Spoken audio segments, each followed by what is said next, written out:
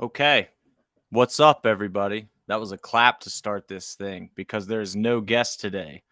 So, as you know, our owner, Ryan Middleton, always gets on me about just starting these podcasts on the fly. Like I just start mid sentence. So, today, we started it with a clap. See, that's very official. I'm growing up over here, guys, on the Pittsburgh Combat Sports Podcast. I am the 247 general manager, Hunter Homistek. If you guys have listened to the show before, been following 247 fighting championships, probably know me by now. And I'm sorry that you know this face truly. I wish you guys could unsee this face and unhear this voice, but I'm still here. We're still rocking. So today's podcast had a couple guests lined up that unfortunately could not make the show today. And I thought that was actually the perfect opportunity to talk about something that's been bothering me a little bit. You know, we had Brawl in the Bird 12 back on July 9th at the Hollywood Casino at the Meadows. Freaking amazing show. Thank you to everybody who came out there and just showed up in such a big way. That crowd was incredible. The atmosphere was incredible. Our sponsors were incredible. Everything about that show, the fighters, oh my goodness, the fights themselves were unbelievable. If you guys haven't watched the event, if you missed it in person and haven't seen the replay, go to our website, 247fighting.com. This is not me like just trying to sell you something. This is me telling you, like, if you want to watch an incredible night of fights, it's there. The replay is available, and you definitely did miss out. We warned you, though. We did warn you. So the fighters showed up. Everything about the event was freaking incredible. I mean, post-fight, there's various ways, right, for a promoter, for a promotion to judge how well a show's doing. Everybody thinks that you only look at dollars and cents. You know, how many tickets did you sell? How much money did you make? And of course, we're paying attention to those things and we care about those things a lot. And this show definitely sold well. You know, I think people would be absolutely baffled if they knew the amount of money that it takes to run an MMA show. People who think that we're getting just filthy rich on these shows, it is not the case, unfortunately. Not yet. They're very expensive to run. We are very fortunate to be doing what we're doing, but at the core of it, we're putting on shows that, you know, we're very proud of, and we're not cutting corners with anything. And I think that's a big reason why the shows are so successful, why our brand is able to grow the way it is, and why we're on the path we are. But in the post-fight, another way that I like to judge the success of a show is how popular are the posts? How much do people want to see photos after the fight? How much do people want to see videos after the fight? How much do people care about the fights even after they're over? Because that's a little tougher to gauge, right? You can always look at all your social analytics. You can see how many impressions you got, how many people like your posts, things like that. But you're not going to be selling tickets. You're not necessarily going to be selling anything directly. So gauging the general buzz of an event after the show is sometimes difficult to do. But I think with this show, it was incredibly obvious. And this was our second show that had the Sony A7 camera. If anybody heard us talk about this Sony camera, you may have seen it at the event on a big old gimbal. We got my guy from college, Parm, Dan Sweeney Parm, running that camera. On the live stream, it's used for like walkouts and fighter intros and the post-fight speech and things like that. I mean, you can tell a clear difference in the quality of this camera. So this was our second show using that camera, and we're very excited to, you know, be able to feature some highlights with that camera and things like that to show it off to a larger audience. It just looks so good. Like the quality of this camera just looks so good. So we debuted it at Flood City Fight Night 2. And obviously some videos from that event went pretty crazy. You know, Josh Visoki's insane knockout of Des Ford. That thing blew up on Instagram, Facebook, everywhere we posted it. That thing blew up. Even made some like YouTube, very popular YouTube content creators were using that and talking about that. Kind of went, you know, mini viral. For us, I would definitely call that clip viral. And in the wake of this event, in the wake of Brawl in the Bird 12, man, it was like we couldn't miss with these clips. Like every clip was so popular. Everything that I posted, everybody was here for it. And the pro card at Brawl in the Bird 12 was obviously insane, but it was a lot of the amateur clips that people were going nuts about because we did, you know, we talked a lot about the wrestlers coming in. James Litos, current pit wrestler, WVU grad wrestler. Lucas Siebert won that night. Tony Welsh, another D1 wrestler and also a WPIAL champion. debuted. They all won that night, so they all put on amazing performances, and people were obviously excited to see them. But this is where, some controversy also popped up. And this is why I wanted to do this podcast. Ryan and I have talked about this a lot. Unfortunately, Ryan couldn't make the podcast, but this is one that I felt comfortable, handling myself. It's unfortunate. I'll start with that. I posted a video. It was me. If you guys want to know who the bad guy behind this post was, it was me. I made this post of James Litos, the pit wrestler, smiling during his fight against Derek Brown. And there's a lot to unpack with this, right? James Litos was very excited for this fight in general. There was nothing going to hold him back from this fight. He took it at a higher weight than his scout coaches really wanted him to fight. They weren't necessarily excited about James fighting up in weight and having basically no weight cut at all. I mean, James, that was his walking around weight. But he wanted this fight, and he was in good spirits. His family was incredible, man. Shout out Big Jim Litos, by the way. James Litos' dad is one of the best dudes. He was an absolute character, and I loved getting to meet him and James's family, man. They showed up in a big way and supported him. You can tell that they're very excited to support their son and come out. And, man, as, strong family background myself. My mom and dad were incredible my entire life. My family dynamic is crazy strong. I love seeing stuff like that, man. I just love when parents come out to support their kids like that. It was awesome to see. And Lori Busick, shout out Lori Busick as well. Bronco Busick's mom, she was an absolute legend at that event as well and turned up in a big way. But James Litos' fight obviously turned a lot of heads, obviously got a lot of attention, obviously got some media coverage both leading up and after the fight. But it's important to note that James Litos was incredibly excited walking to the ring. Like, here's our Instagram. 247 Fighting Championships. Go follow us. Here's James Litos. You can see in this thumbnail. This is him walking to the cage, just absolutely cheesing, smiling, right? He's having the time of his life. And that's important to keep in mind because during the fight with Derek Brown, there was a point, I don't remember if it was the first round. I truly don't remember which round it was, but he was on top, dominating the fight with his wrestling. And he just smiles for the camera. Like, he just literally cheeses again, just like in that thumbnail. He just cheeses. And this was something that my wife, my mom and dad, my friend Tony from Cincinnati, who always comes in for the fights to support the cause. After the fight, like, everybody told me about it. Like, oh man, that was awesome when James Litos like smiled for the camera. Did you guys see him smile? Like, apparently everybody knew that he did it. It was very obvious. I guess they could see it on the TV that was showing our live stream on the cage and everything. So it showed some swag and confidence, right? Everybody loves that. Another guy, like, shout out Lucas Siebert on our Instagram once again. Like, I'll show you right now the little thumbnail here.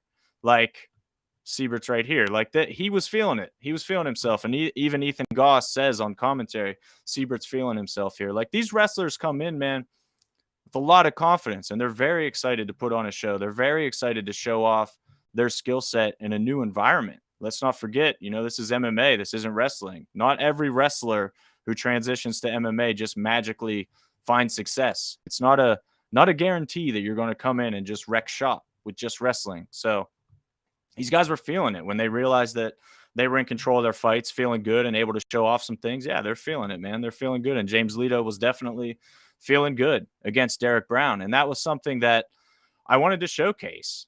I thought about it this way. Like, if that happened in the UFC, let's take any fight. Let's say Khabib is on top of Conor and just starts smiling for the camera. Do you really think the UFC isn't going to post that clip? Like, they are going to make that clip go viral. That is awesome. That is what they're going to want to showcase, which I do understand is a different situation when you're talking about two top-level pros, right? These are two debut amateurs. Both guys were 0-0. And this is where we received a lot of negative feedback, which you guys, if you followed the podcast, if you listen to me for any amount of time, like, I don't deal in negativity. I don't deal in negativity in my personal life. I don't deal in negativity in my professional life. It's not something that I feed into. But when it crosses a line and when it becomes overwhelming and when it is intentionally deceitful once again by a particular person talking about it and spurning some people to come to our page and leave nasty comments and try to rile up some criticism, it's very obvious. I mean, we know we have haters. We know that we have people who don't want us to succeed and hate seeing us do anything well, but we want to do good things. We want to grow the Western Pennsylvania combat sports community and even beyond Western Pennsylvania. We've talked about this repeatedly, that there's no reason that Western PA can't be a hub for combat sports. With the wrestling background, with everybody's love for fighting, some of the best boxers of all time, like legends we're talking about, Harry Greb, Billy Conn, some of the best boxers of all time from Pittsburgh. It's fighting is in Pittsburgh's DNA. And that's why we think that MMA should be as big as these other combat sports. And that's exactly what we want to accomplish. And that's exactly the stage that we want to give these fighters. That's exactly what we want to showcase, both in our events themselves, of course, but also post-fight, pre-fight. We want to be giving them the shine. We want to show that these incredible athletes are right here in Western PA, competing right here in Western PA, and you guys need to pay attention. So while I'm glad that clip got a ton of attention, obviously got a ton of engagement and positive engagement too. I'm not saying everybody who commented, liked, shared it was upset about it, but the people who thought that we were clowning Derek Brown, that we were talking poorly on Derek Brown, are just so misguided and so wrong. And I understand that the post was set up in such a way that you were led to think that, right? You were supposed to think, oh, they're the bad guys here. And wow, how could they do a fighter so dirty like this? But anybody with a brain and anybody paying attention and anybody who knows the business knows that that's not true, which is what sucks more about this, is that the person who started this controversy truly knows better. And it was intentional once again. So when that line's crossed and we see some fighters jumping aboard and some people chiming in, I just felt like it was appropriate to address it. I mean, it goes without saying that we would never disrespect any fighter who steps into our cage. As I say repeatedly, the amount of courage that it takes to get in that cage is unfathomable by me personally. I'm not getting in there. I'm not. 0% chance I'm getting in there. Every time these fighters do that, they put in a camp, they do their paperwork, they weigh in, they promote the fight, they show up, they do everything they need to do, and then they make that walk into the cage to fight another human being who has also been training to hurt them. Mad respect. I again can't fathom what that feels like. And I think I saw Ferdoz Naimi, Bobby Murda, post a picture of himself with his hand raised after his fight from BIP 12 and said something like, 99% of people will never know this feeling. And he's so right. It's not even the feeling of victory. And that's the thing that I think a lot of people need to understand, is that we don't care who wins and loses. We truly do not care who wins and loses. We want to put on good fights and we want to grow the combat sports scene in Western PA. It's not about winning and losing. That's why that James Litos clip and people taking it out of context rubbed me the wrong way badly. So if the goal was to, upset us and make us mad, wow, like, mission accomplished, kind of. like it bugged me for sure, but I also saw right through it. So we had fighters reaching out to us privately, by the way, just confirming what we already knew, and that it was an obvious attempt to rile us up and whatnot, and saying, we appreciate what you guys are doing for the scene and we know who you are. It was nobody who's ever competed for us or dealt with us directly who had a problem with it, by the way, which is very important, because you can say anything on the internet. You can pretend that anything is true on the internet. But if you've never fought for us, dealt with us directly, then maybe you don't actually understand the way we treat our fighters, because there's a lot behind the scenes that you guys definitely don't see, that you can't see legally. I mean, from the time a fighter signs his or her contract with us until the time They step in the cage until the time they leave the premises that night. And even after that, we're in touch with them. We are very in touch with them. And we treat them well every step of the way. It's something that I take immense pride in, is the way we treat our fighters and the way I personally interact with our fighters. I make a point to see every fighter, win or lose, before and after their fight, thank them for coming, thank them for putting on a show, thank them for what they do. Because like I said, I don't understand what it takes to get into the cage. I don't. Like, I've never done it. I'm never going to do it. So I'm not going to sit here and pretend I understand what that takes, but I do understand that I don't understand.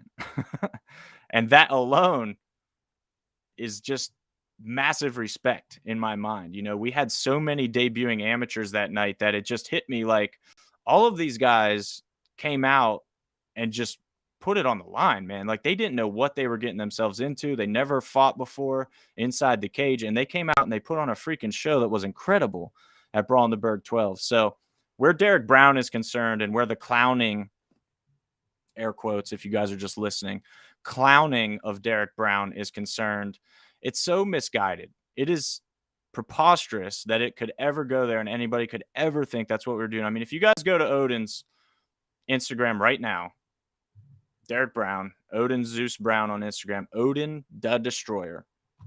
If you go, I'll just pull it up. How about I just pull it up? We have the technology here, Hunter. If you go to his profile picture right now on Instagram, it's us. First photo, it's us. It's us. It's us. This is from the event. It's us. This is him reflecting on the fight. It's us. You guys are offended for somebody who is not offended himself. And that his mom, here, I'll pull this up. I think it's on this right here. His mom. Thank you for giving my son the opportunity, seeing in him what I've been witnessing for years. The hospitality was number one and very professional. Can't wait till we reach the top with you guys. That's Derek Brown's mom. His mom, who was at the event, thanking us for giving her son the opportunity to showcase his skills in the cage. Now, we have a bunch of people who don't know Derek Brown, who don't know us, who don't know what we do, who don't know what we're trying to do for the combat sports scene, commenting, saying that just nasty stuff. Stuff that I'm not going to repeat, stuff that I'm not going to feed into too much. Tell me who you think has a better perspective on the situation. Derek Brown and his mom, who was in attendance, or these people who only want to harm us and slow us down. That's how I'm going to put that situation, and that's pretty much all I'm going to say about it. James Leto obviously reached out to us and said, you know, he appreciated the opportunity, and he's not worried at all about the negativity that came from it. He's definitely letting it glide off his back like a champ, like a professional. He's handling it extremely well as well. We had, like I said, other fighters reach out and basically tell us to not worry about it, that they know who we are. The people who have actually worked with us know who we are and know what we do. But it's like I said, man, at a certain point, you got to put your foot down, right? You're not just going to let yourself get beat up, let people slander you online, let people say stuff that's just not true. That's the part that sucked. And here's the part that I want to avoid, and why I felt strongly about just addressing it on this podcast, is that I don't want some debut fighter who hasn't worked with us but would maybe like to see that and be like, whoa, they're shady, huh? I'm never going to fight for them, or their coaches, or their team, like whoever it may be. Like, there are also fans out there, right? There are a lot of fans out there that maybe have never been to our show, but maybe that's the first thing they see because the clip was extremely popular. Maybe that's the first thing they see of us, and that's their first impression. I mean, first impressions definitely matter. And it's so false, man. Like, so much of that is just not who we are, not what we're doing. And I will concede one point here. I will say one thing. When I posted that clip, it included James Leto smiling, right, cheesing for the camera, and then also rolled into Leto letting Derek up off the ground just to take him down again, like slam him again, show off his wrestling again, as he did throughout that fight. That was maybe uncalled for. Like, maybe I should have just left it at the smiling. So while everybody's out there hating and whatnot, just know that, like, I'm constantly thinking of ways to make things better as well, to learn from my mistakes. And it's not that I think I or we can't mess up at all. It's that I know we didn't mess up in this situation. And it was just lies and unnecessary chatter going on. And I would just urge anybody who sees stuff like that directed to us, to talk to me, to talk to Ryan, to talk to Jim, our matchmaker. We will talk to you like human beings talk, face to face or on the phone or on a Zoom call or restream like we are right now. We will talk like human beings do, not in little comments back and forth where nobody can really pick up what you're saying and intentions can be misconstrued and things like that. That's not what we do. This drama is not why we got into this or what we want to feed into. So, again, I would urge anybody to just consider the source when things like this happen. We are growing. We are trying to do great things in Western PA and beyond. Like I said, there's always going to be speed bumps. Anybody, any fighter, certainly, who stepped in there can understand that mentality. There's always people trying to bring you down, trying to prevent you from reaching your goals whenever you're doing something special. And that's exactly what we're trying to do right now. And we understand that's what it is. I promise you that at the end of the day, I'm sleeping fine and none of this is really deeply bothering me, except for, like I said, the possibility that a fighter who would be interested in fighting for us, but then gets the wrong impression, something like that, a coach, a teammate, a fan, if it's somebody's first impression of us and it's totally false, of course I'm going to care about that. Of course, we work extremely hard to build our brand and to do great things and to make sure that we are on the up and up with our fighters, with the coaches, that we're treating everybody respectfully. And if we're not, if something's wrong, we want to talk to them ASAP and make it right. So, yeah, I kind of rambled there, guys. I'm really sorry about that. But I promise you there will not be many podcasts dealing with stuff like this. I hope you guys liked it. Obviously, I hope you enjoy listening to it and getting a little more behind the scenes look at how things work and what things are and the things that we deal with, for sure. I hope you guys do enjoy that at least. But where Derek Brown's concerned, he wants to fight for us again. He's been bugging us to fight again, and we're certainly going to work to make that happen. He doesn't feel disrespected at all. James Litos understood what we were going for there as well. A lot of fighters, a lot of coaches understood what we were going for there as well. And that's ultimately what matters to us. So thank you to everybody who did understand and got what we were doing there. And to the ones who thought that we were intentionally causing controversy or being disrespectful, I would just politely ask you to reconsider because that's completely not who we are, not what we were doing, not what we're going to be. But yeah, so that's it, man. Brawlenberg 12 was nuts. I told Ryan, I want to do a podcast just to kind of wrap that up and give thanks to everybody involved because it was an insane night. Like I said, it was an absolutely nuts night inside the Hollywood Casino at the Meadows Event Center there. It was packed. It was awesome, man. We're super proud of what we did there. And for anybody who was there that saw the stream, we're already thinking of so many ways to make it better next time. We're going to be in Monroeville October 1st for Brawl in the Berg 13, and then back at the Hollywood Casino at the Meadows October 22nd for Brawl in the Berg 14. So we're going 2 events in October, and both of them are going to be absolute bangers. We've already got some fights lined up. We're working on some other fights. If you guys want to fight for us, I would encourage you to talk to people like Derek Brown, to talk to Siebert, to talk to James Litos, talk to Tony Welsh, talk to their coaches. Talk to the fighters who have actually dealt with us. Talk to the people who actually know and not the people who are speculating or trying to cause drama and controversy. Get actual facts. Don't just take things that you see on Facebook and Instagram for truth because they're not true. Let me tell you, social media is pretty fake, ladies and gentlemen. So talk to us as well. We're always here. Like I said, Ryan's always there. I'm always here. Jim, our matchmaker's always here. We actively want to talk to you. We enjoy it.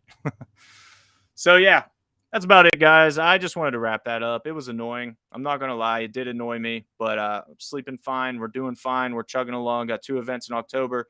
We thank you all for the support, and I'm sorry if this podcast was not your speed and you only want to listen to other fighters talk. Listen, I know, look, I'm not Zack Snyder. I'm not as awesome as Zack Snyder or Adam Milstead or Mark Cherico or Kama or these guys that I've had on the podcast.